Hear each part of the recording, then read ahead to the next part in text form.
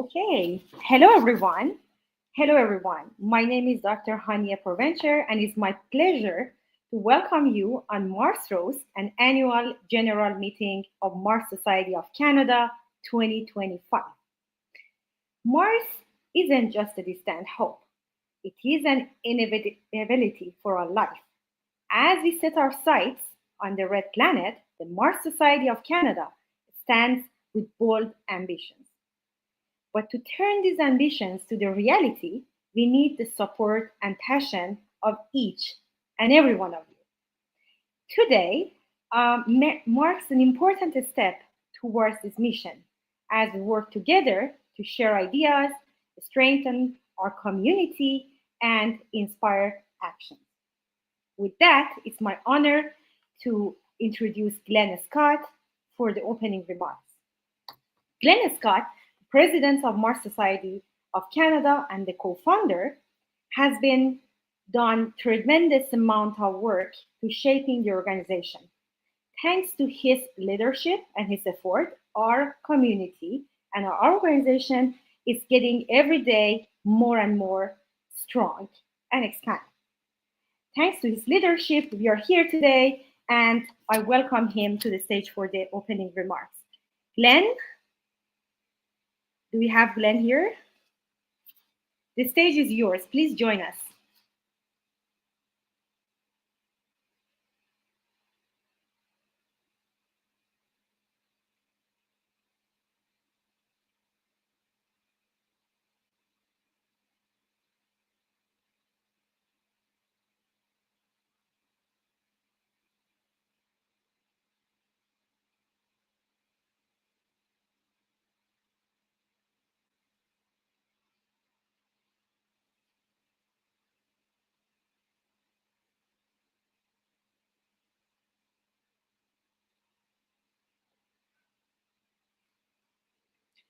So we are having some slight technical issues. We are waiting for Glenn to join to this stage. It's a live show. I think those things are normal.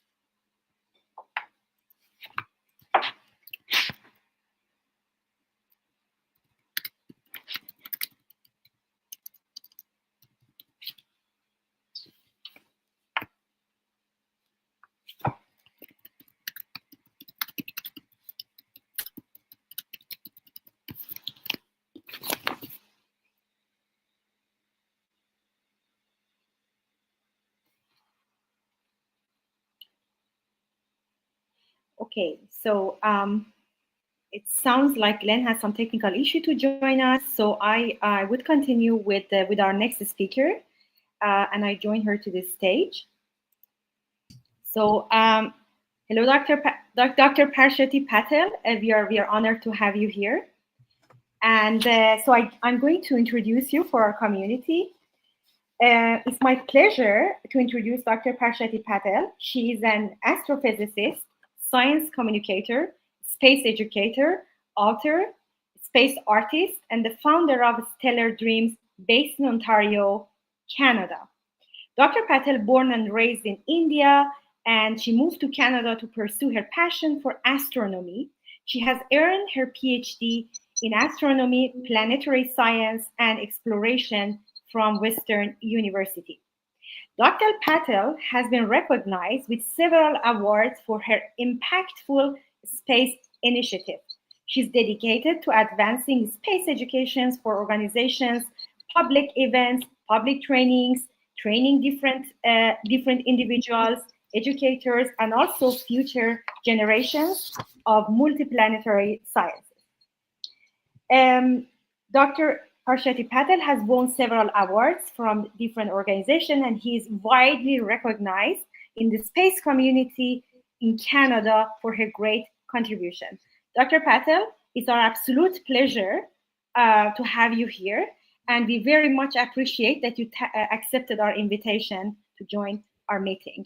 The stage is yours, please. Thank you. Thank you so much for having me. I'm really excited to share, what we can do to inspire the next generation. And so I'll be sharing my screen because, there's only so much you can look at me. But I do love to always share really awesome pictures that are, thought-provoking, also something that can inspire you to do, I think, what I'm doing, because I feel very passionate about this work. And so I'm going to share my screen. And the first thing I would want you to do is to start imagining what it would be like in 2075.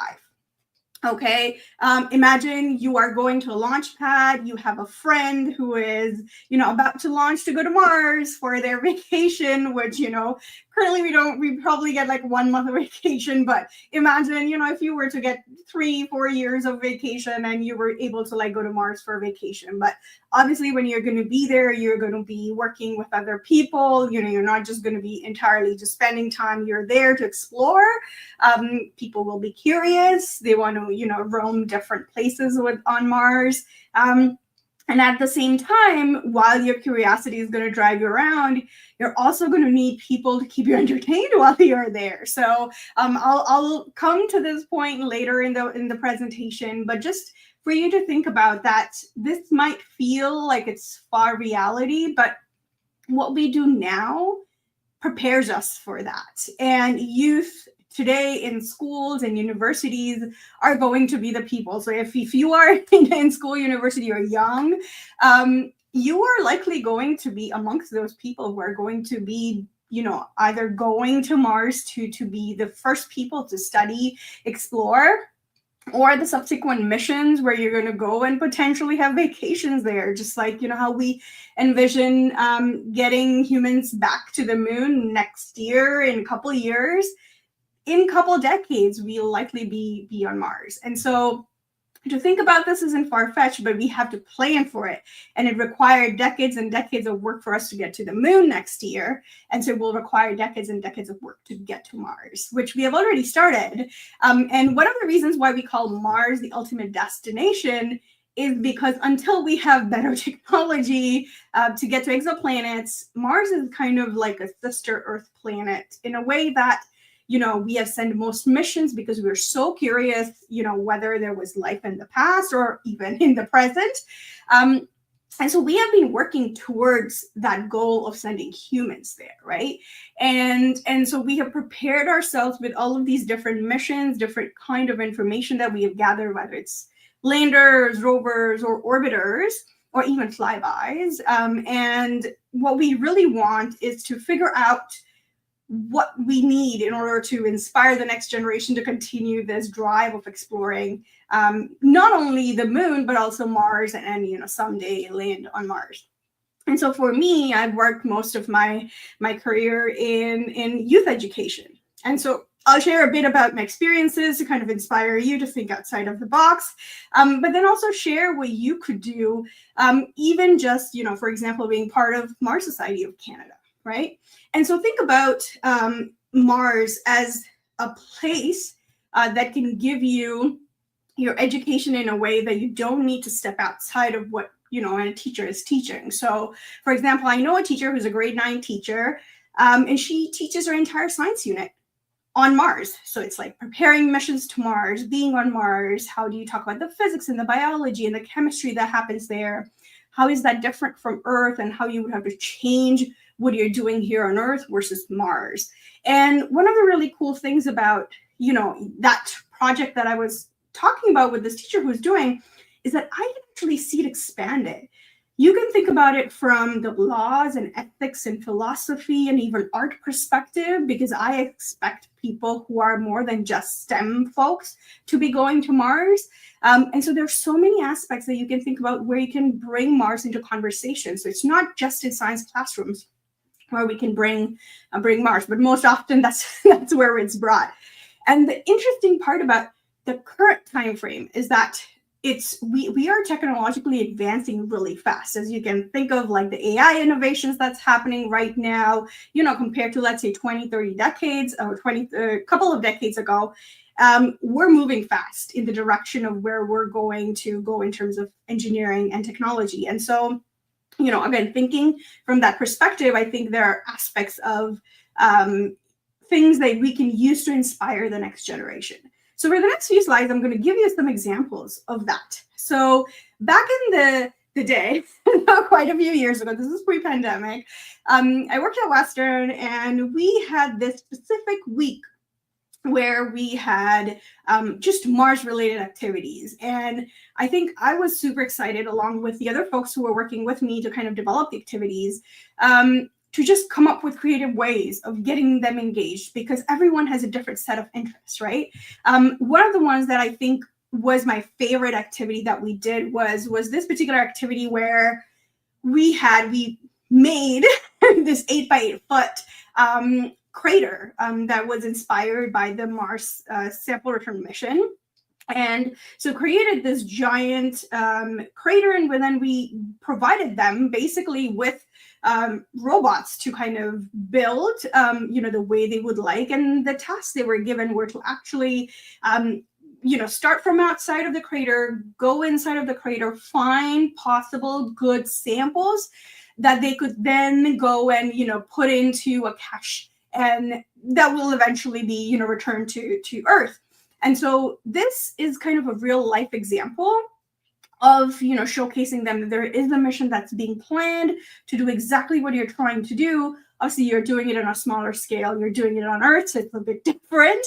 But it still gives them the idea of being able to, find a way to do it, and come over the obstacles that they faced. And what's really interesting is that for older groups, so this particular activity we had created for kids grade 4 to 8, and then we kind of went a step further when it came to activity. We actually made sure that we were able to, and I'm going to see if I can play the video, that we were able to get the older kids. So we also had, 1 week for older youth. And so for them, we made it a little bit harder. We had them program the robot ahead of time based on, the dimensions of the room that they were given, based where the obstacles were going to be. And what you can see in the video is actually, one of the programmed robots. They weren't doing it live. They had to program it ahead of time.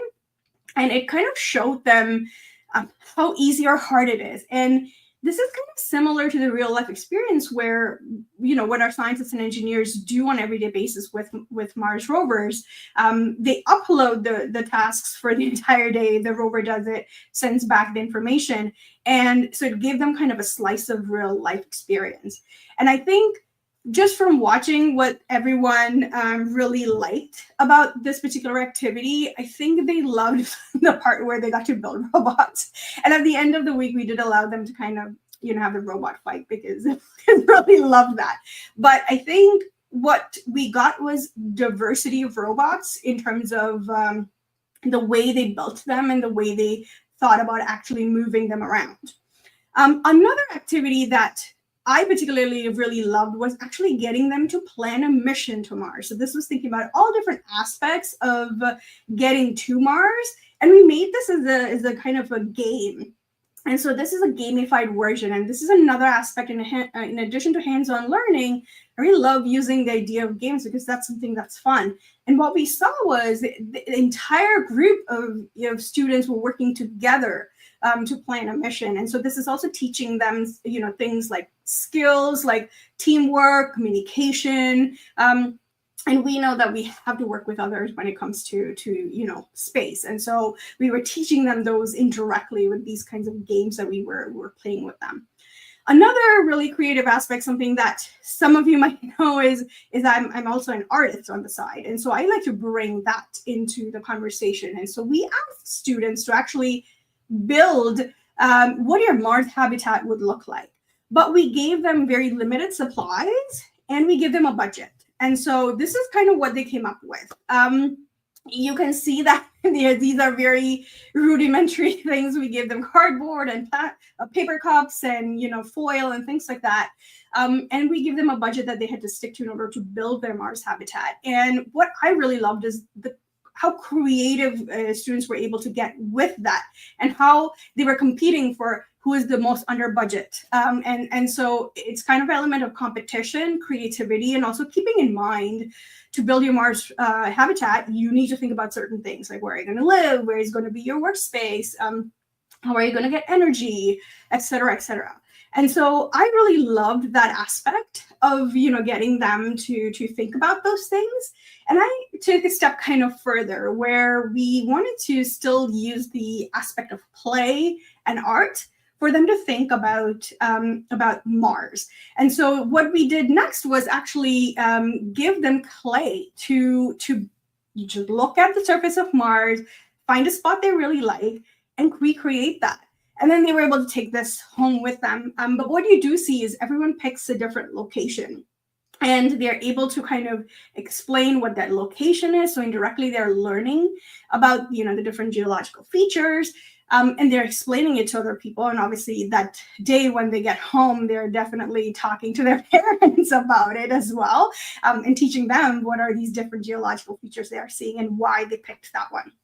So you can see that people are thinking about, if they were on Mars, what would they like and what would they like to visit? And so this also allows us as educators to think about, some students might like more STEM, robotics aspect of things. Some students who may not be that much into sciences, but they might have we might have a different way of bringing them into sciences or thinking about sciences, but not in a direct way.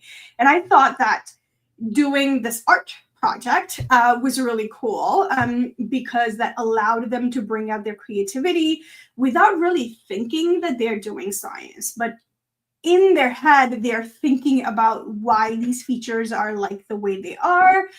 Why are certain locations, have more craters versus others? Where there are areas on Mars where you have 3 large volcanoes versus the other areas which are much more smoother. So you are teaching them about geology, but are actually teaching them geology, right? And those are the aspects that I, really liked incorporating into the time when we were able to interact with the youth. The other aspect was, and I think everyone, you and me, probably love Lego. So one of the other times what we did was the same Mars habitat activity, but giving them with Lego. And this time they had no budget, no limitations. We were like, just go work in groups, use as much Lego bricks you would like, create Mars habitat that you would like on Mars and why. So, I mean, I could have easily given them to do this on a computer, right? I could have given them a software like Minecraft and have them build it there. I think what's really neat is that building it with hands and building it with Lego is something that, kids already love playing with, and I mean adults too. I think brings out a different aspect of, working it together right there on the desk with other people, coming up with a plan, where I remember actually seeing some of the students drawing out what their plan could look like, and then actually building it together. And then one of the things that we always did with the end of the week was have them bring all of these projects together and showcase to the rest of the groups in their class, and even to parents at the end of the day. So I think what we learned was sometimes how similar kids were in terms of building what they were building. As you can see in a lot of these, in the Lego part, you can see there are rooms. There are like very bright rooms. They wanted to, have things that made them feel like they were on Earth. You can see those similarities come out when they talk about it. And so I think it resonates with people on how similar yet how different some people's ideas are. And what it means to be working with each other, to be building those ideas. One of the things that I also really liked about this project is not only just this activity, actually throughout the week, I remember seeing a lot of the folks having different opinions on whether or not we should be going to Mars. And we had really awesome, healthy conversations on things like ethics and things like, what are we going to do in terms of preserving Mars as it is when we go? And so even just from an activity like this, you can have that kinds of conversations, even just by basically asking, what do you think about, going to Mars, but making sure you don't bring a lot of the, biology, except humans, you don't want to bring microorganisms, you don't want to bring bacteria and viruses with you when you're going. And you can see a healthy conversation of ideas and thoughts and, sometimes even debates happening within the groups. And I thought that was pretty neat. Obviously, in this day and age, you cannot always just do hands-on activities. And so one of the aspects of nowadays, I think that's heavily involved is obviously youth are much more technologically advanced than what my generation was in terms of using computers and the latest technology. And so obviously we like to do that. So one of the activities that we did that was using actual real mission data and asking them to look for a spot. The example here is for the moon, but we were really wanting them to start with the moon and then extend it to Mars. And we would ask them to use real data to figure out a great location to land, and they had to justify why they picked that location. They had to use different data sets, as in things that were much more high resolution versus low resolution. So they had to kind of learn, what does that mean and how does that impact figuring out where to land, and then also have a scientific reasoning behind that. So some of the things that I've really loved is youth these days are much more technologically advanced, so we give them the resources and the material that they need to be doing these kinds of exciting activities like planning a mission to Mars.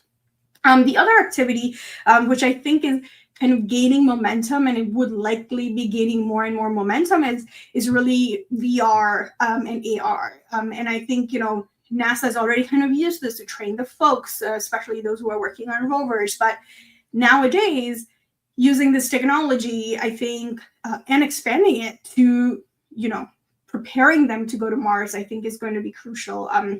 There are already different studios across the world who are working, to prepare these kinds of technology. So one of the really good example is in Montreal, Felix and Paul's studio. They have I think they have two currently, the ISS and the Space Journey Begins, two of those, that you can use if you have a VR headset, and then AR, and then now we have AI technology. So we don't even know what next decade or two are going to look like in terms of technology. And we just have to kind of adapt to inspire the next generation using the technologies that they are more familiar with than, I guess, my generation, the generations before was more familiar with. But I think what's really interesting is that we can use this to showcase them there is a possibility that they could do it using existing technology, and then think about potential technologies that they could develop in order to get when they do get to Mars, because we definitely need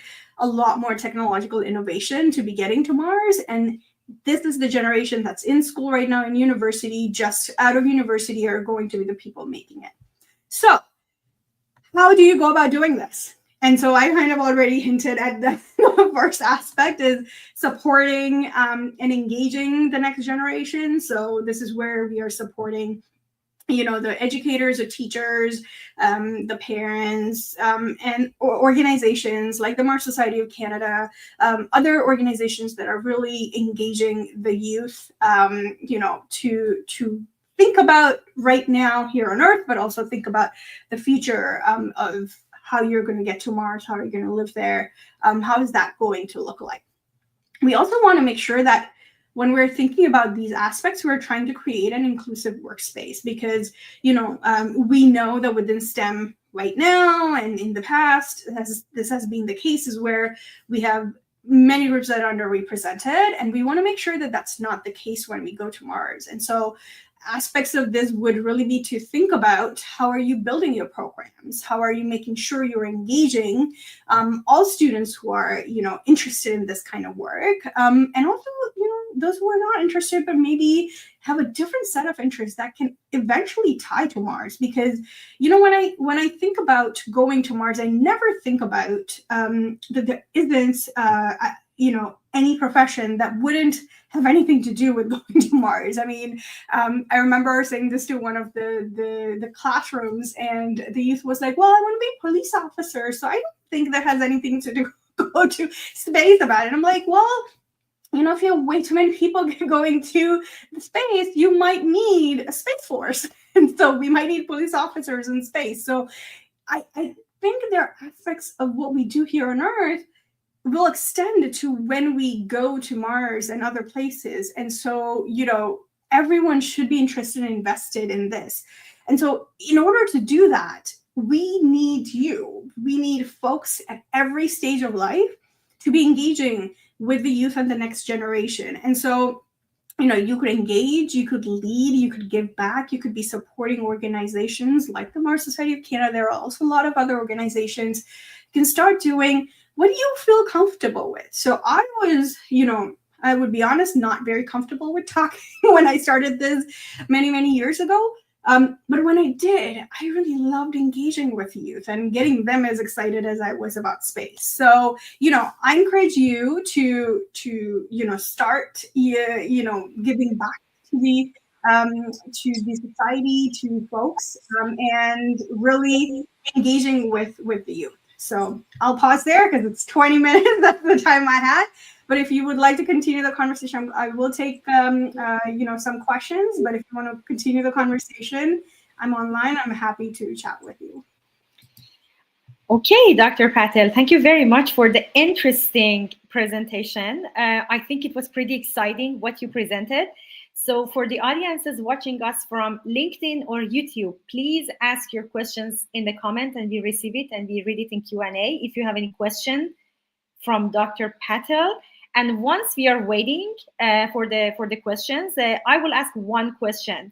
Yes. So it was very interesting that you explained that there are several jobs right now on the earth that may be translated to this space, and probably would be some jobs that we have not thought of yet because it's not a necessity on earth, but in situ, there, it would be something important. So my question is, do you have an example of this new generations of jobs that we don't have on earth but we might need on this space for the people who are following that passion? Mm-hmm. That's really interesting. I feel that 20 years ago, if you were to ask me, or I guess anyone else, we wouldn't know we're talking about building AI, or this generation would be doing that. So I think it is basically very hard to say what that's going to look like. Obviously, we know that there are a lot of differences between Earth and Mars, right? Like you have gravity, but you also have the atmosphere, the weather, things are very different. And so you would have certain basically professions that would be specifically trained just on Mars, for Mars. I know, just how we have specialists who are studying and doing things for Mars. And I think that particular kinds of professions are still kind of bred out of what we're learning here on Earth, but they would be very specific for Mars. And so I think it's very hard to say what that's going to look like. But yeah, I mean, I hope to be able to see what that is going to be like. Okay, so thank you very much, Dr. Dr. Patel. So I saw Eric Kummel is asking a question. What do you think is the most difficult hurdle to overcome for establishing human presence on Mars? I think the fact that the timeline for humans to be there is much longer than going to the moon and coming back. I think our physiology is so much based on Earth that I think we need to be prepared mentally of what that's going to look like for humans and how that's going to impact humans while they are, let's say, they're going to Mars, their journey to Mars, but then being there and then returning. So I think the hardest part is going to be that physiological differences or impacts, I guess, that we're going to have for whoever is going to be the first set of humans that are going to Mars. And I know that there are a lot of amazing people who are working in this area of research, doing research on human health and space. And we have a lot of research being done on ISS, but we need more research in terms of moon, and then how we can extend that to Mars. And so that, to me, this is why I asked people to imagine 2075 rather than imagine next couple of decades, is because I feel like we need to get over that bump of understanding the physiology before we can get to Mars. Okay, thank you very much. So I just read one comment from the audiences. It says, great point, Dr. Patel. Food scientists, psychologists, team builders, teachers, doctors, and pharmaceutical scientists all have a role play getting humans to the Mars as a community. Yes, okay. I think entire Earth community that we have, and this is why I included artists as well, because if you're going to be there for a couple of years, I need some entertainment. And so, I think everyone has a role for going to and being on Mars. Okay, thank you very much, Dr. Patel, and thank you, audiences, for the questions. So it was, Dr. Patel, it was absolute pleasure to have you. Again, thank you for accepting the invitation of Mars Society of Canada to speak for us. Okay, dear audiences, that brings us to the end of a series of MarsRoast we presented today. We are just in a minute going to start annual general meeting of Mars Society of Canada. Stay tuned in a bit.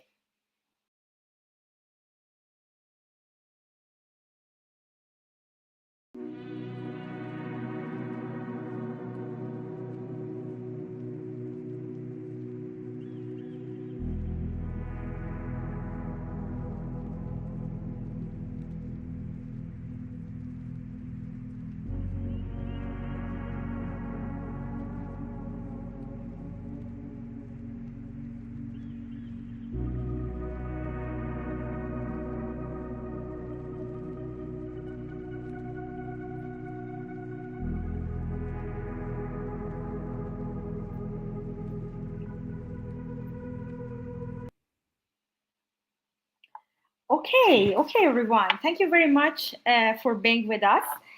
It's my great pleasure to welcome you to the annual general meeting of Mars Society of Canada 2025. And let's hear from our dear president, Glenn Scott. I welcome Glenn Scott to this stage. And Glenn, the stage is yours. Please. Hello, and thank you very much. Dr. Patel, that was a great presentation. Thank you so much for being part of our inaugural MarsRoast.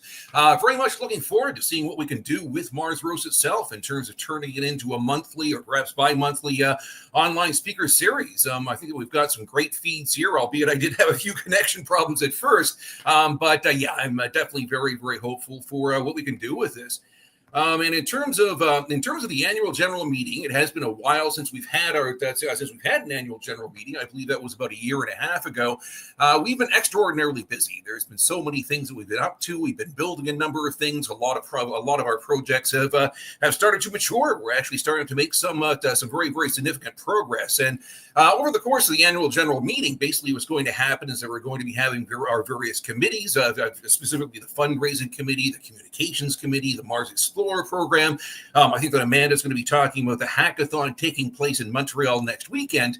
But each one of these committees have been extraordinarily busy. And we're going to talk about what we've been doing over the course of the past year, what we're doing right now, and eventually start to talk about what we want to be doing in the future. So in terms of the committees, they're going to be speaking about their various activities. I mentioned the fundraising committee has been formally established, and will be making a big push immediately after the hackathon in Montreal next week. The communications committee has actually grown significantly. It's a number of volunteers have joined us there. In fact, so many volunteers have joined our communications committee that we're actually going to have to split it into two committees. There's going to be an internal and external communications committee. In terms of the internal committee, they're going to be focusing on revitalizing our Discord server, making sure that there's enough material on there to keep people engaged, not only our members, but our volunteers as well.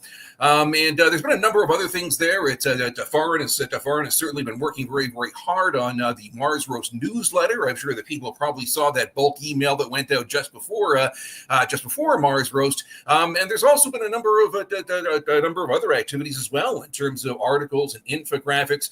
But I think you'll probably notice, though, that with a lot of what we're talking about here, a lot of it really does focus on STEM education, especially what we've been doing with the Mars Explorer program and the construction of the MEMS trailer. MEMS is the Mars Explorer mobile education station, and I'm going to be talking a lot about that a little bit further in the meeting. Mention the articles and infographics with Ryan Mintz, Abby, Tahania. They've been producing articles. They've been producing some great content on social media. And by the way, if you're not following us on social media, please do, because we need the loving. So the more people who like those posts and share those posts, well, each one of the volunteers get the sort of exposure that they need. So that would be great too. But nevertheless, MarsRoast is also a part of that STEM education. Unfortunately, I only saw the last half of Dr. Patel's video there, but very, very impressive, and certainly very, very directly involved with our push for Mars-themed STEM education. But nevertheless, let's get into the AGM. You'll be hearing from me a little bit later on, but I believe next on the list would have to be Amanda and the hackathon. So let me hand it over to the crew. Okay, thank you very much, Glenn, for the opening remarks of AGM. So I thank you, and I get back to you soon.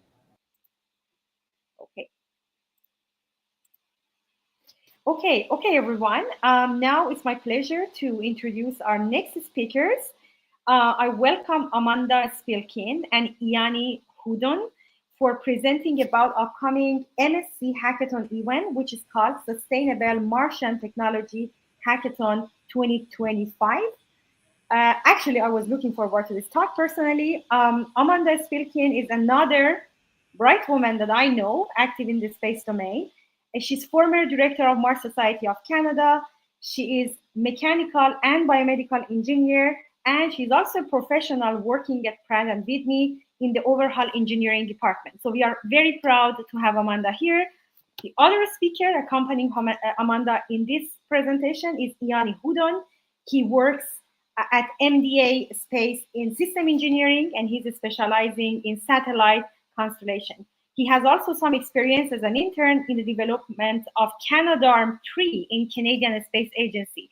So thank to both of you for accepting our invitation to present today, and the stage is yours. Hi, so happy to be here. Thank you also for the wonderful talk, Dr. Prashad Patel. So yes, we are hosting a first of its kind Sustainable Martian Technology Hackathon taking place on March 22nd, 2025, so next week. So Yanni and I will both be there, so Hanye, Glenn, and more members of our team.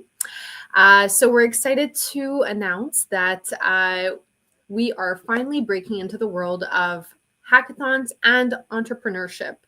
One of the reasons why we decided to create this hackathon was to really motivate our next generation of scientists, engineers, and entrepreneurs, and really start investing more time in not just developing projects, but projects that are scalable, sustainable, and that we can really envision changing Canada's space industry in the future.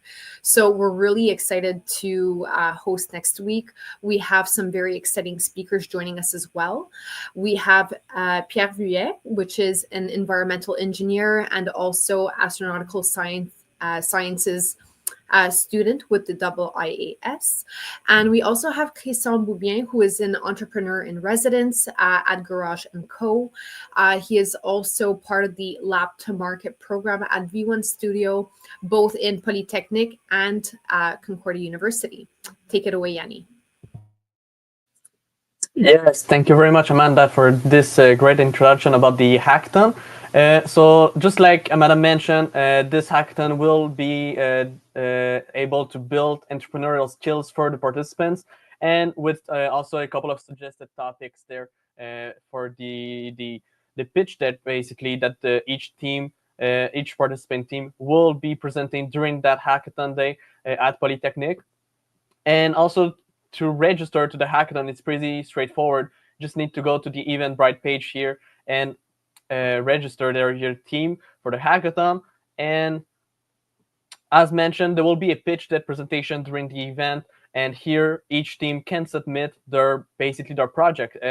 So their problem statement, their solution overview, the market opportunity, business model, market strategy, competitive analysis, projections, and lastly, the contact information. And also, it's a bilingual event, so the entire event can also be in the pitch that can also be presented in French if the teams prefer that way.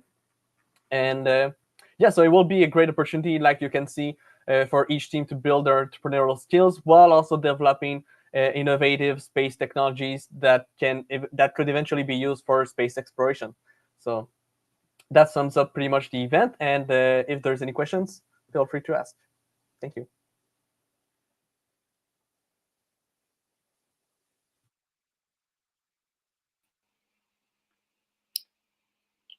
Okay, thank you both of you for the presentation. People who are hearing us from audiences, please, if you have any question, write it there in the comment box in YouTube or in LinkedIn, and we will ask it from Amanda and Yanni.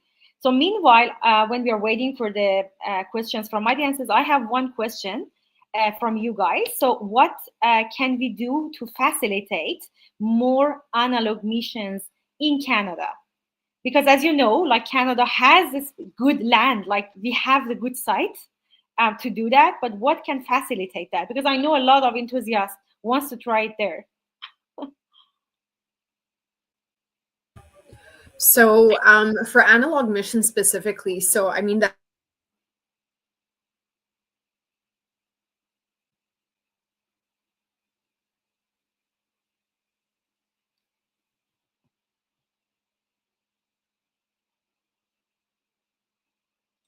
I think Amanda has a connection issue. Yanni, are you down to comment on the question? Yeah, well, I mean, for analog missions, I haven't done any myself, but I know that, yeah, like you mentioned, Canada has many great lands and opportunities to do these type of missions.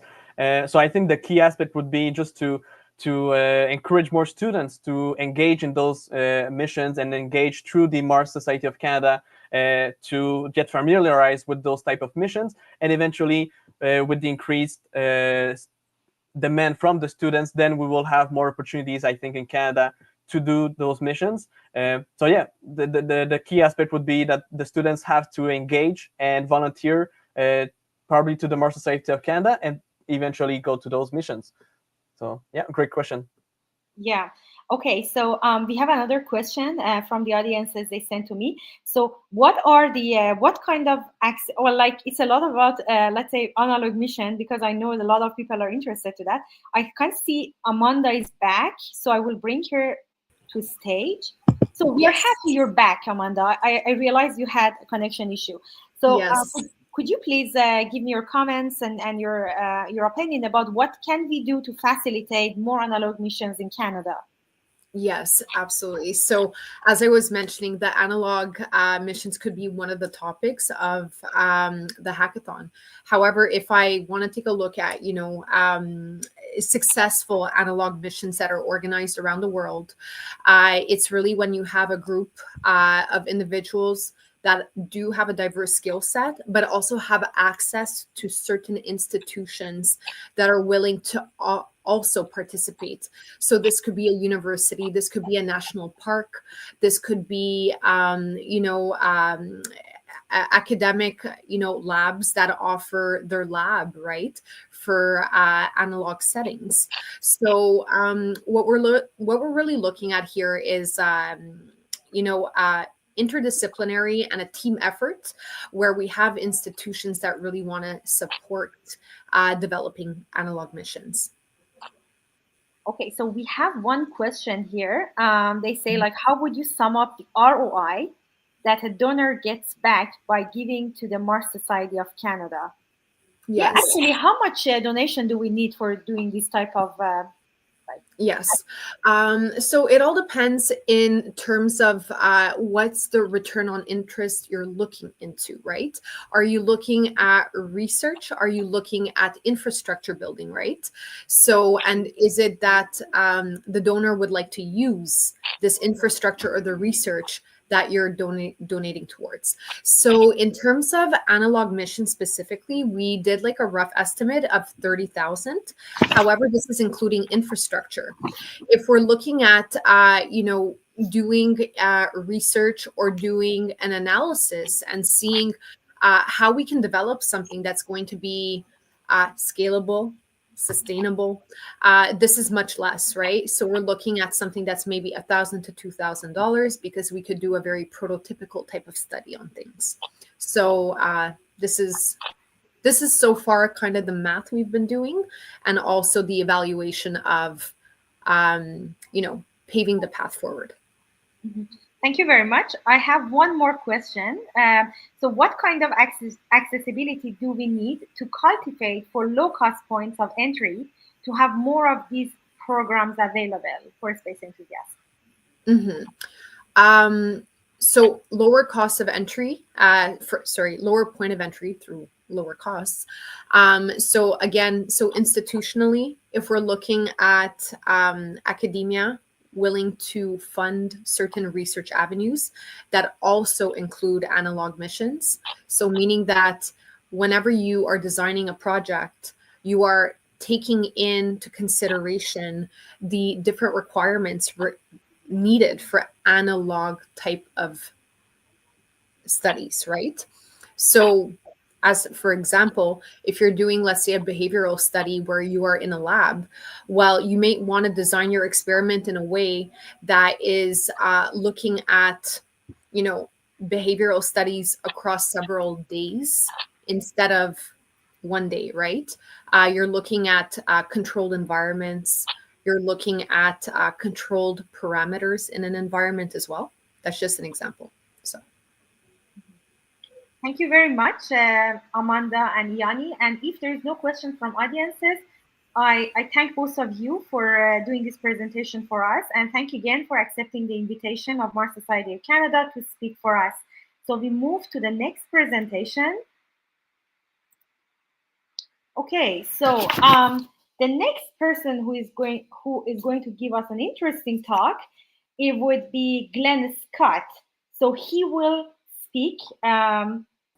Glenn, I add you to a space. So Glenn is going to speak about the Mars Explorer mobile education station, or MEMS trailer, which I consider as one of the big achievements of Mars Society of Canada and a unique program that is available in Canada for space education. Glenn, I welcome you here, and the stage is yours. Okay, thank you very much. Let me just get my presentation screen on here. I'm going to share my screen with everybody. So just give me one moment. Okay, so you should be able to see my screen. Let me bring this up, and we are in, I think.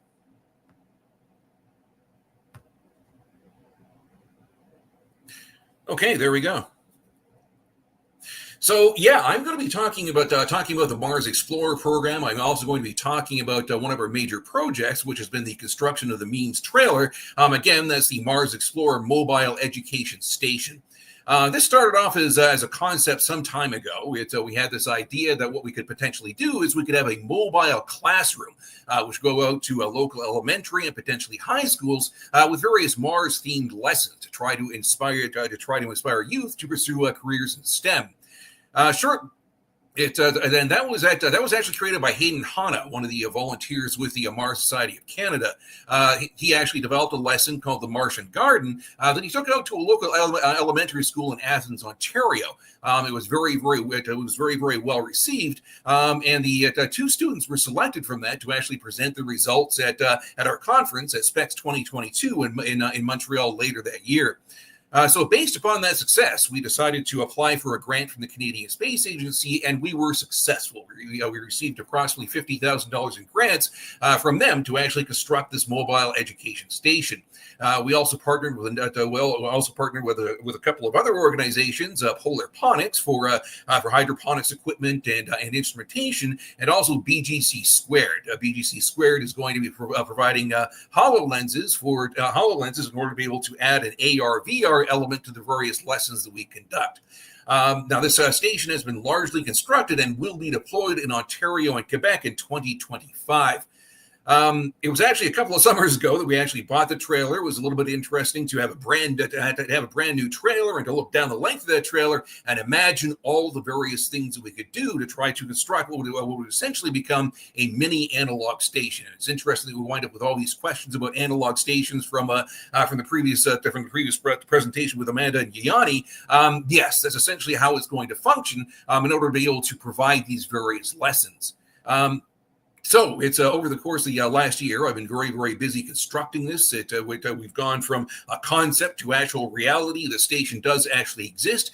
It's nearly finished, but we do need some additional funds in order to be able to complete all the various things that we want to be doing. Now, in terms of the station features, what can potentially make it a mini analog station, it features a renewable energy power system such that the trailer can actually operate independently for up to approximately 2 or 3 days at a time, depending on exactly what you're doing. I already mentioned the hydroponics unit. I actually come from an agricultural sciences background, and I've been very, very, very, very adamant that we absolutely include food production in any sort of a simulation that we do. There's also going to be a sleeper, a hygiene module. There's ample storage for gear, including the HoloLenses and space helmets, which will eventually be used for mini analog missions. It also features a simulated airlock at the back and a command and control center at the very front of it to support all of the operations. So this would be a picture of what we've got set up in the front of the station in terms of command and control. It's the various items that we could potentially use to conduct inspiring science experiments. And so in terms of memes and what's next, well, as I mentioned, we need further funding to maintain operations, but we also very critically need more volunteers. We need more MEP coordinators. Vanessa has been doing a magnificent job in terms of developing further learning modules, but we also need in-class presenters. I've mentioned that I mentioned the learning modules. We need more learning module creators and potentially mixed reality developers as well. Now, our communications crew did actually put together an interesting video here. Did you know you can learn about another planet purely through memes? And no, I'm not talking about a new Nicolas Cage gif. I'm talking about memes, the Mars Explorer Mobile Education Station. With funding from the Canadian Space Agency, this mobile classroom will be traveling across Ontario and Quebec to teach and engage students in STEM fields and space exploration. Plenty more info and tours to follow in 2025. Did you know you can... And thank you very much to Eric Kummel for having put together that video. He's actually been very, very busy with a lot of other videos as well. And in fact, he's also helping us out right now with the StreamYard and the video streaming. But nevertheless, that's what we've got, and that's been one of my very, very big preoccupations, as I mentioned, over the course of the last year, building this trailer, and we are very, very close to actually making it happen. And so with that, I'm going to stop sharing, and I hope that people have lots and lots of questions.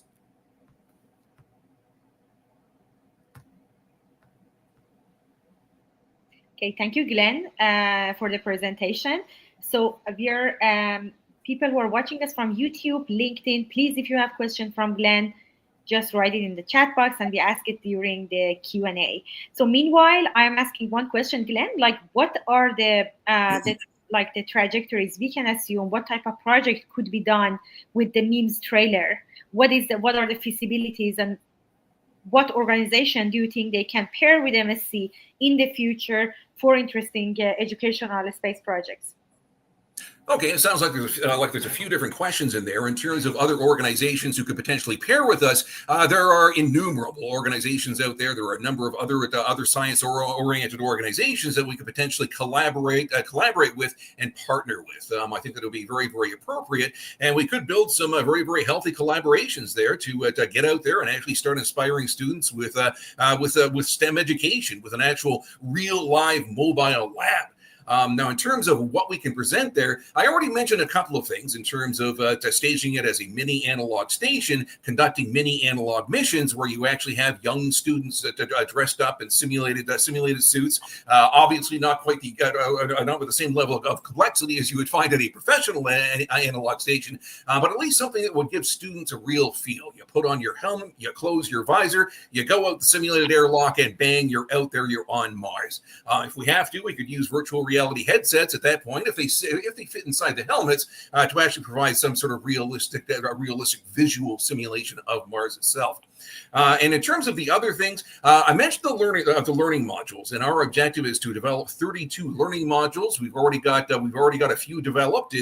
I mentioned the Martian Garden. There's also Build a Martian City, and I think that Vanessa is going to be talking a lot more about the various other lessons that can be conducted as well. I know that Vanessa has certainly worked very hard on a biological lesson, but nevertheless, each one of these lessons can be directly conducted from the trailer itself, or can be conducted in a classroom with assistance from the trailer, say in the parking lot. You conduct your lesson in the classroom, you bring the students out, you give a tour of the actual station, the station will definitely help the lessons. The lessons will definitely help will definitely help the station. And now I think I answered two questions there. Was there anything else in that? Well, I think I got the answers for my question. It was pretty comprehensive. Thank you very much, Glenn. We have a question from audiences. How much would it cost to send this trailer from coast to coast?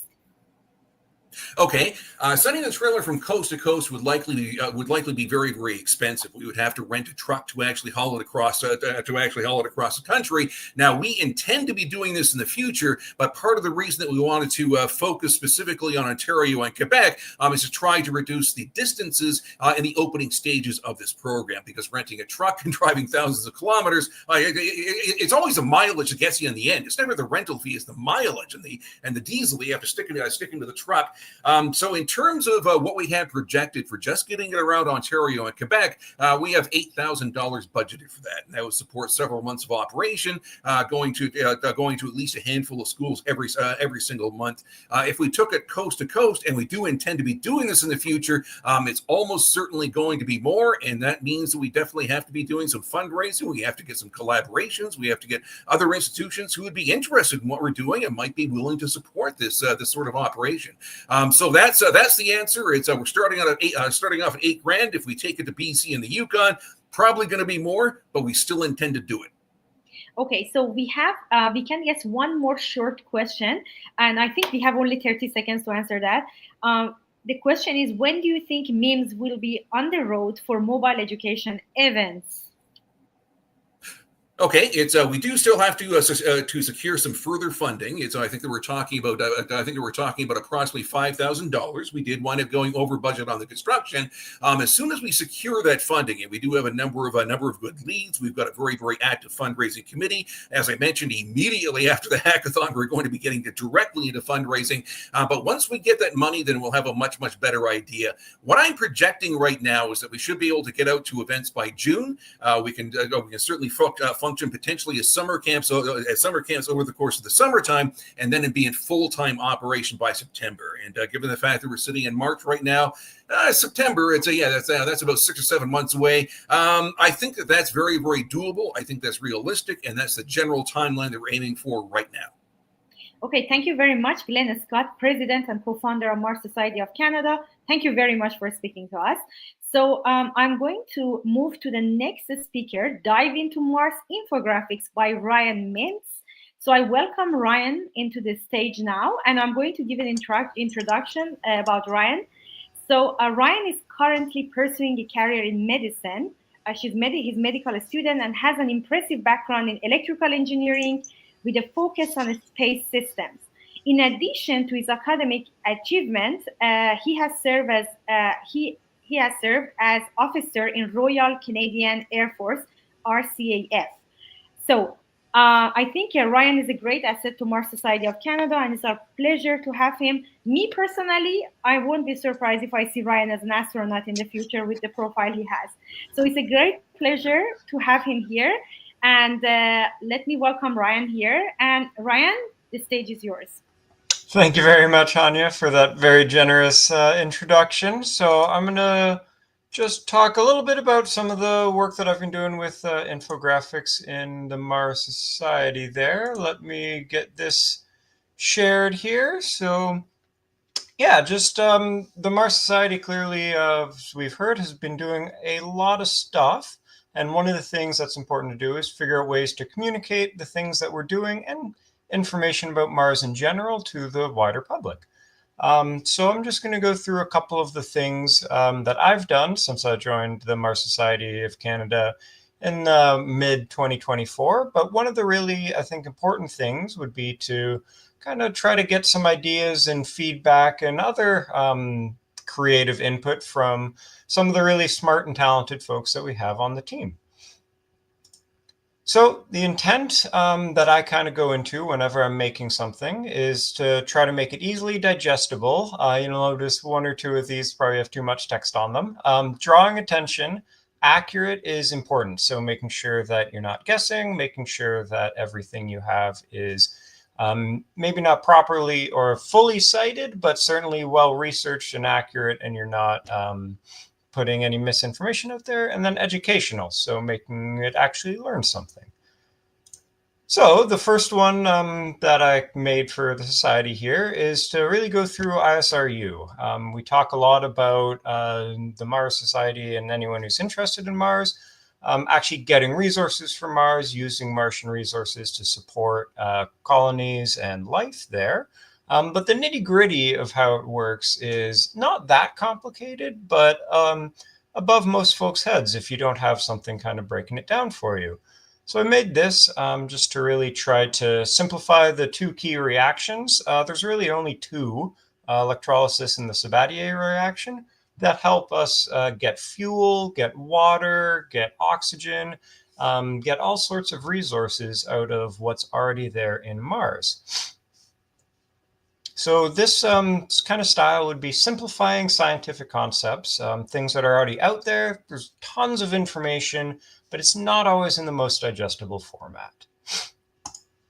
One of the next ones I like, and this one probably came with a bit too much text, but kind of talking through what kind of problems are we facing. So lots of people are interested in going to Mars. Lots of people think it's neat. But if you talk to a lot of sort of people who aren't very informed on things, they won't know what the actual issues are.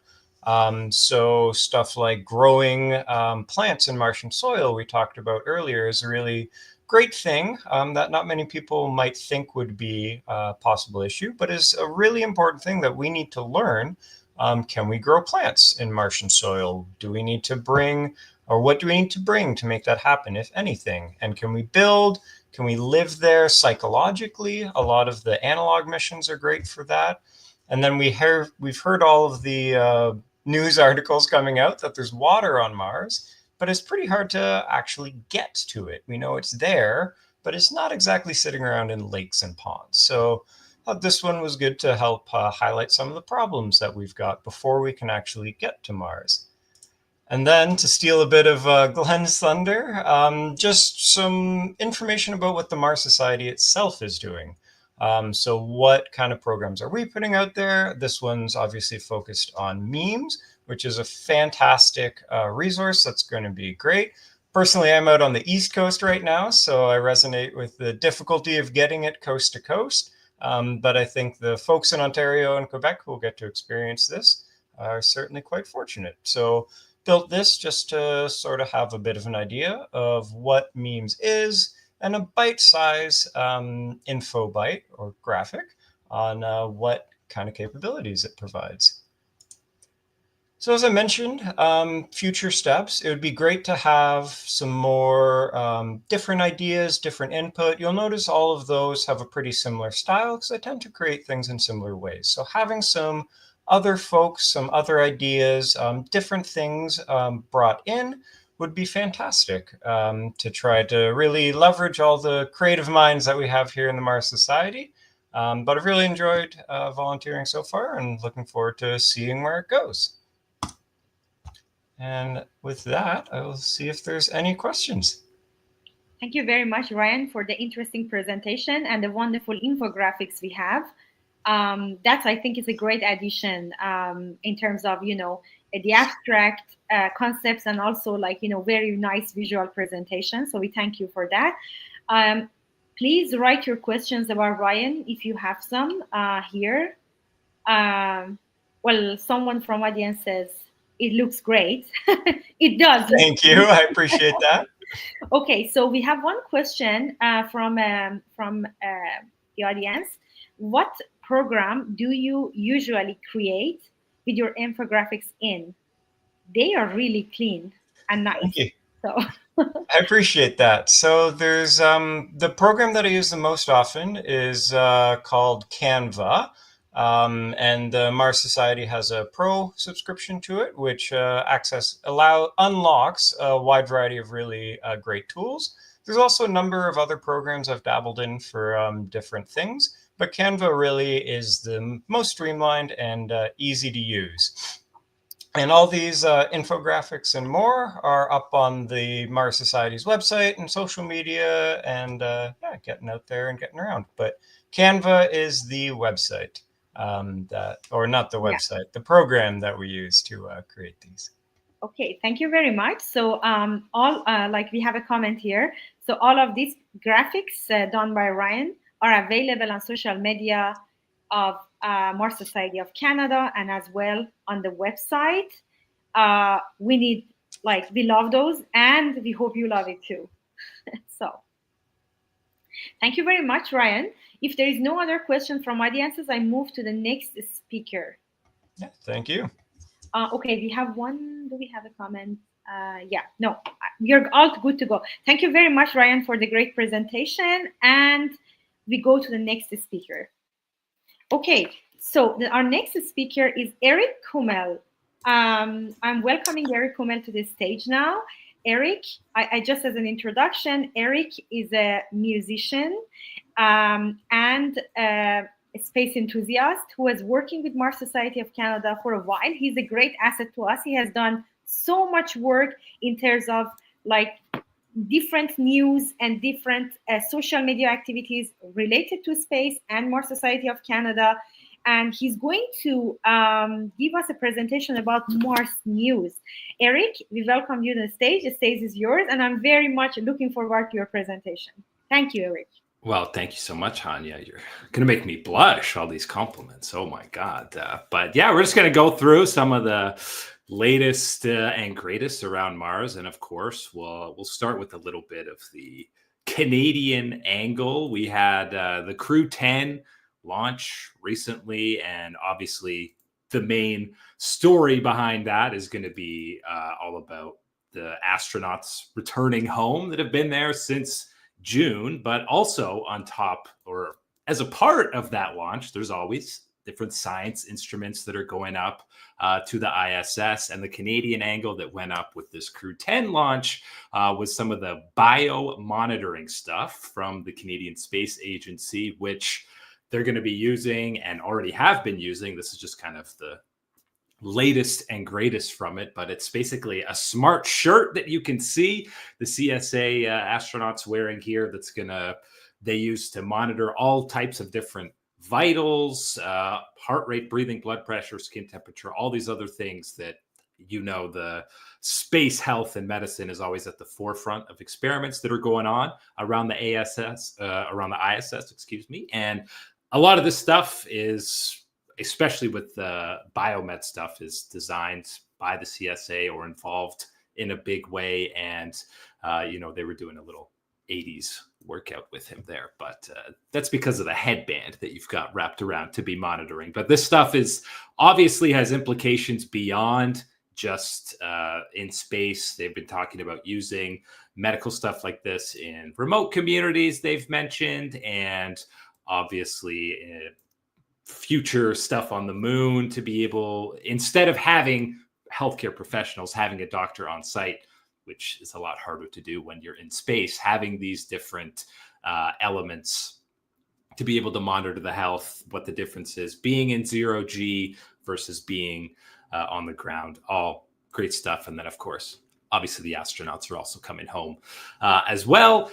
We had back in February some some new discoveries for the Perseverance rover and the Canadian angle. We had Dr. Marieke Schmidt from Brock University. She's working on, or as a part of, the Perseverance rover. And recently there's been a lot of discoveries in terms of different minerals, and she has been a part of the Planetary Instrument for X-ray lithochemistry, or PIXL. You've got to have a good acronym if it's anything related to NASA or space exploration. But these were some rocks that were 3.5 billion years old. That's billion with a B, which obviously is, you're hard pressed to find rocks that old in most places on Earth. And they seem a lot more abundant on Mars, but this is just one aspect of a Canadian being involved. Obviously, there's a lot of different collaboration going on in terms of specifically the Perseverance rover, but usually most missions that are going on Mars and just with NASA, JPL in general. So always a fantastic collaboration. And if you're not following, weekly at least, stuff that's going on with the Perseverance rover, it seems like there's new groundbreaking stuff almost daily if you're keeping track of that. So make sure you're checking it out. So that's the Canadian side of things. And recently, the last couple of weeks, we've just had traffic around Mars. There's been a lot of flyby assists or different things. We had most recently, you had the Europa Clipper was doing it, or not most recently, this was back on March 1st, but still a couple of weeks ago, you had the Clipper going there for a gravity assist before it is slinging back towards Earth in 2026 for yet another little slingshot before it does get into the Jovian system in April 30-ish or 2029, I believe. It's 5.5 years and 2.9 billion kilometers that will have traveled by the time it ends up getting there. But obviously a long journey and incredibly complicated pathing to, slingshot to Mars, come back to Earth, then go over to Jupiter. It always blows my mind how the scientists can come up with these trajectories. But not a few weeks after you saw the Europa Clipper getting there, well, you had the Hera flyby, which, if you're not familiar with the Hera project out of ESA, this is a follow-up mission to back when DART was having impact with the Dimorphos asteroid. The Hera mission is going to be arriving there to see fully what the impact was and how the orbit has changed. Obviously, there were all kinds of debris from that impact that were captured by the Hubble and James Webb Space Telescope. But just a little while ago, a few days ago, Hera had a Mars flyby where they were able to test a lot of the science instruments on board. And it only got 5,000 kilometers away from the surface of Mars, which is closer than a couple of the moons actually were. And I think it was like 300 kilometers away from the Deimos moon, the closer of the two moons. So got what I'm assuming, once we get a lot of the, photos and different scientific data from them, a whole lot of info to test that out before it does eventually get back to the asteroid to see what the impact was. And I got a hunch there's going to be some serious impact from it, or if you can see it from space telescopes here, I don't know how close it's actually going to end up getting to the asteroid, but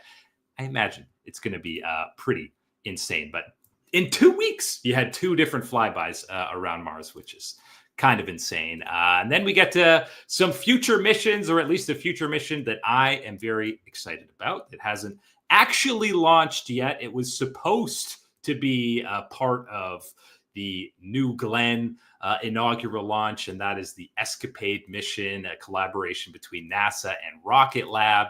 The ESCAPADE is the Escape in Plasma Acceleration and Dynamics Explorers. It's a pair, twin spacecrafts that are going to be going to Mars. They're called Blue and Gold, to study how solar wind interacts with the very thin atmosphere on Mars, to help scientists discover how it slowly got stripped away over its history. And again, the hype was supposed to be on this first New Glenn launch, but it ended up being delayed for a variety of reasons. Spring 2025 is what I've seen is now the earliest launch window, which is, in like a week or so. Checking my watch that doesn't exist. But it'll probably be delayed a little bit further than that. But this is now they have to change the trajectory for this mission because they missed that close window with Mars. So now they're going to do some adjusting and maybe even be using a L2 gravity assist to save some fuel because Mars is going to be in a different spot. And that sounds like it makes it a whole lot more complicated and might be an issue, but it sounds like the team members are spinning it in a positive way to be able to test solar radiation in that, the whatchamacallit, solar wind way out there. They haven't really tested it in a long time. So I'm excited to see when and if this does eventually launch. But this is obviously just one of the many future missions that are going to Mars. You could talk about the whole Artemis program kind of being not Mars specifically, but we know it's going to be hopefully that first step towards Mars. So it's probably the most exciting time in terms of not just Mars missions, but space missions in general, because things seem to be advancing so incredibly quickly. So it's exciting times ahead for everybody who's excited about space exploration. And that's the main stuff I've got. There's, lots more. I'll hopefully be doing more of these in terms of YouTube content and other social things to keep people excited about Mars exploration. Okay, thank you very much, Eric, for the very, very interesting presentation. Actually, My I was pleasure. thinking like the content was so interesting, and your passion, your voice was so good that I was thinking like if we get into the Mars actually, and Mars Society has a TV channel there, you should give the news of Mars like I'll 2 be p.m. there. at Mars time. I'll be given the weather report, first gonna get rain it in to the 3.5 billion years. Pack the umbrella. Yeah. Okay, so we have one question from the audiences. They ask, with the success of 2022 asteroid redirection test, should Canada try to crash a rocket into Phobos as a way to kickstart terraforming?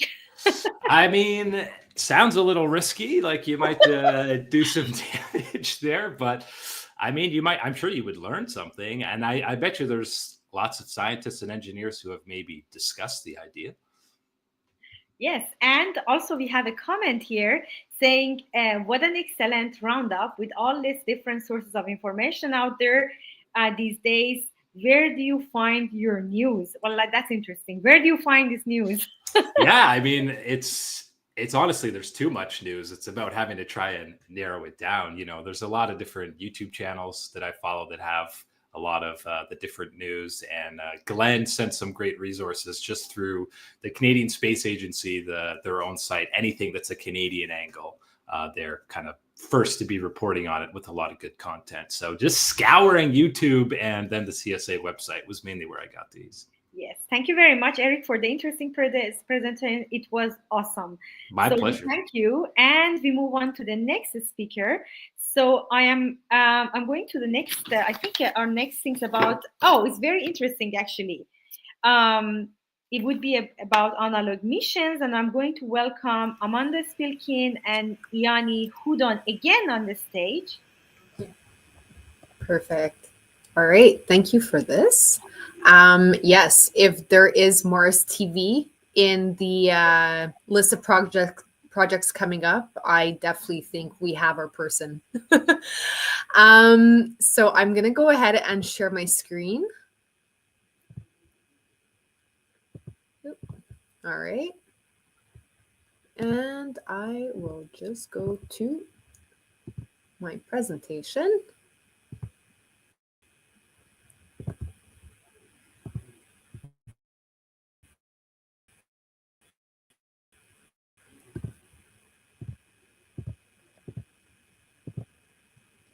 Sorry about that. This is kind of funky. All right. So, does everybody see my screen? Yes, I see your screen, and I think it's good to go. Please. Yes. Okay. Perfect. So thank you, everybody. All right. I'm going to be presenting today about analog missions and also how to get Canada on the map for analog missions. So just to start off, for those of you who are less familiar with analog missions, so these are actually field tests in locations that have similar environments to those that would often be seen in space or on different celestial bodies. So we're talking about Moon, we're talking about Mars, and the goal of analog missions is really to test, deploy new technologies, different new robotic equipment, habitats, etc. And then also introducing the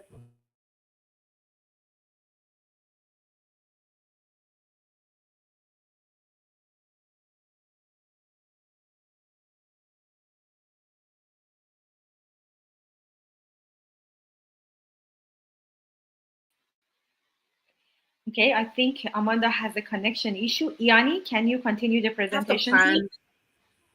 Sorry? Okay, Do you hear so me? now you're back. I'm very happy you're back. Okay, please continue. Okay, great. So what do we need for analog studies, and what do you have to do in preparation for an analog study? Well, at the center point of planning for an analog mission is really on how to bring value. So firstly, you need to plan ahead of time. How are you going to test your project? How will you like to validate it? Next, if you're dealing with hardware and software, how are you going to deploy it? It might not be so easy if you have no electricity, right? And then the next thing is based on your analog mission and after having conducted your research, how do you extrapolate results in order to benefit space missions? So one example I wanted to give is the Analog Astronaut Training Center, which is a basically a lab which is in Poland. They have retransformed one building into an analog astronaut training center. And while I was there, this is in Poland in October 2020, the different projects that they were doing were hydroponic systems. They were 3D printing equipment. They were also running memory and workload tests. And one thing, again, about institutional involvement is we were paired up with a university lab, which was collecting urine samples and asking us to drink water of pH of 8 in order to see how this changes our urine and does it have any effect on our body, since they were also taking different measurements of different parameters physiologically. So the video you see here, so funny that it's on this part of the movie, but I'm just showing you basically as we have entered the Analog Astronaut Training Station, we had you could see our teammates. We actually had a really fun time. We had a small introductory date. So as you can see, we're coming in with grocery bags, preparing for the week. We also had a week in mission control. So we had a really nice time. This is kind of how you set up for your analog mission for the rest of the week. Oops, sorry. Next video. So they're serious, and then there's even more serious. So during the week, what do you do? So you have a very controlled environment and perform a lot of monitoring. So what do you have? You have a set diet. You have a scheduled light schedule where you have light versus red light illumination for your circadian rhythm. You also have controlled ambience and temperature, humidity. You have scheduled work, exercise, and meals. No windows, meaning no natural light. And then also you have monitoring of vitals. The next thing that I will discuss is a brand new program we have in Canada. So I had the pleasure of participating in the planning of the Canadian Analog Research Expedition with SEDS Canada. So this is a brand new program, is going to be held bi-yearly normally, and it's the first analog mission program in Canada for students. So this past year in 2024, it was held in Charlevoix, and it was held in the month of August. The two teams that were accepted were Stellar Scope and Mission Spacewalker. So on the left-hand side, you have the team deploying their wind turbine on the mountain on the right-hand side, in a different location, you have a radio telescope, which actually captures signal from space. Both teams were preparing for their mission for approximately 8 months, conducting a PDR and a CDR beforehand. And the entirety of the program lasted 1 week. You had 2 days in Base St. Paul where you had outreach events, you had a demo day, and then you had 3 days in camp. In the camp environment, so it was in the middle of the forest on a mountain. You needed to depend on only portable, rechargeable energy sources to power your experiments. Each day, the teams had to walk to their location for base camp in order to deploy their experiments. And most importantly, because of this remote area, you had a medical student who was trained for first aid and extreme environment emergency response, which he then trained the rest of the team. So just to wrap this up, so Mars Society of Canada is really looking forward to building our analog mission design team. Our current goals are planning ahead to set up infrastructure and also establish an interdisciplinary team. To mention also memes, as discussed prior, this is a step actually towards going towards a stationary analog station.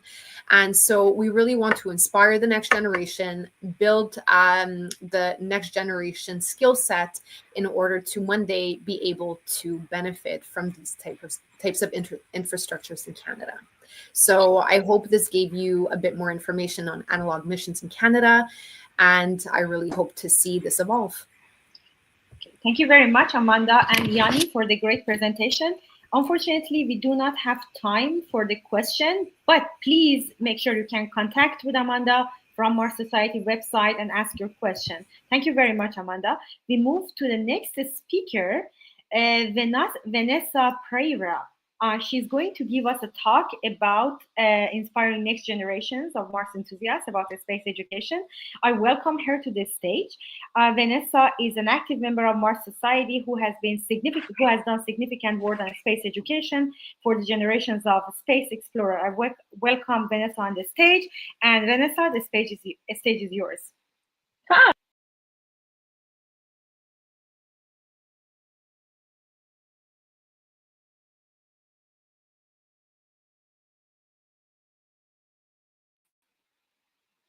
Well, I think Vanessa has had connection issue, so we wait a minute for Vanessa.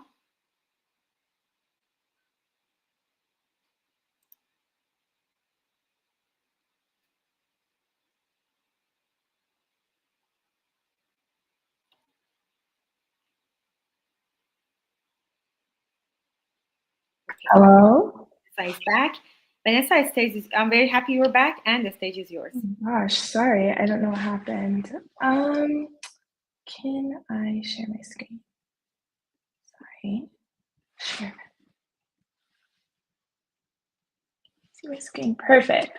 So I'll try and be quick. I've heard that I don't have too much time to present, but basically, I work on the Mars Explorer program with, among other talented people. So today I'll be briefly talking to you about space education and how we're trying to inspire the next generation of space explorers. And this is specifically for the Mars Explorer program. So our goal is to provide a free, open source, accessible, and enjoyable learning space to inspire young people to explore Mars. And so we have a great team that we work with. So it's me, myself, Glenn, Helena, Ella, Aniska, and we also have overlap from Brandy and Ryan. So it's a talented team. And we meet bi-weekly, and we work together to make learning modules, and we talk about how we can create these modules in a way that is cohesive and can really teach the next generation of students and inspire them to then maybe want to be in our place, explore space, or explore Mars. And so I'm just going to talk to you briefly about some of the modules that we've worked on. So we have Let's Eat, Growing a Martian Garden. We have Mars on Earth, so analog missions, which we've heard a lot about from others, such as Manda just now. We have time capsules, the Mars landing, the search for life, extracting DNA, space history, female astronauts, and permafrost. It's not just an Earth thing. And what you may notice is that these modules are actually really varied. They touch on a number of topics. So they're from a wide variety, let's say, of STEM topics, ranging from more biology things, like extracting DNA, to more engineering type topics related to analog missions, and more history related when you talk about female astronauts. And this is just a brief example of some of the modules that we're working on. And we've done it this way because it really gets to exploit the insights that everybody on the team has. So I'm formally trained as a biologist, but I'm also interested in just family histories and maintaining our history. So I worked on the time capsule lesson, so how we can teach students about why it's important to try and capture the moment and take notes and record our history so that it can be passed on for future generations. Or how, let's say, we give them a problem. So you're on Mars and you found a weird sample and you're wondering if you can extract DNA from it to figure out if it's a living organism or not. And these are just some examples that I could talk about based on my interests, but everybody on the team comes with their own interests and their own expertise, and we use that to really build these varied and in-depth modules. And so I'll give you my little 2-minute pitch about we're looking for volunteers. We say that it's 2 to 3 hours a week, but obviously ebbs and flows with the lessons that we're working on in the moment. And we have bi-weekly meetings over Zoom. And the team really is from all over the world. So we've done our best to actually, and we've done really well so far, to find meeting times that work for everybody in different time zones. And so far it works really, really well. And so we're always looking for more people. And so I put my email at the bottom right hand of the screen if you'd like to join. And so feel free to reach out to me or Glenn or anybody else on the team, and we'll find a way to connect. And then if you're also interested in in-person presentations, we're looking for people in Ontario or Quebec. And this really has great overlap with the MEMS project if you're interested in that. And with that, I'll take any questions if you want. I went through it really quickly, but I realized we were short on time. Well, Vanessa, actually, if you have other material to present, we got like 1-2 minutes. We decided to continue, so please go ahead. It's okay. I really could end here. It's really, I guess I could talk more about how the learning modules come to be. So as a group, we think about so really the courses are gauged for elementary age students. So we think about what type of projects elementary age students could have them interested in STEM. So if I think about myself, I never really thought about careers in STEM and how they could actually overlap with space exploration or Mars exploration really until my undergrad. And so that's how I got into the Mars Society. So like we talked about, or like we heard from in the MarsRoast, like there's many, many careers that could overlap with Mars exploration, space exploration. And so that's the idea, is that we make a wide variety of lessons that can get students who are not necessarily interested in STEM, who come from a wide variety of backgrounds, and get them interested and open the door to their interests and show them that their interests don't have to be for these stereotypical careers where you're a doctor, you're a lawyer. You could be a doctor and a lawyer in space and on Mars. And that's really what we're aiming for. Yeah. Okay, thank you very much, Vanessa, for the presentation.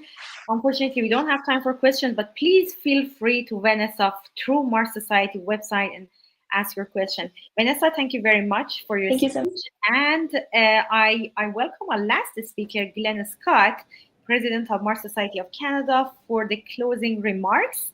So Glenn, the stage is yours. And on my side, I say goodbye to everyone.